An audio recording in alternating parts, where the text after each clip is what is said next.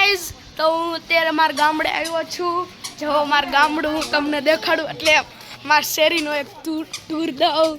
જો આ મારું પડું છે, જો તમને દેખાઈશ છે. જો આમ ઠેઠ છેલ્લે સુધી આપણું જ છે. જો અને હવે જો આ મારું નાનકડું ભાઈ. અને હવે જો પછી રાતે હું મામાને ગામે દેખાડીશ. જો આ મારી શેરી, જો મારા દાદા, મારા કાકા.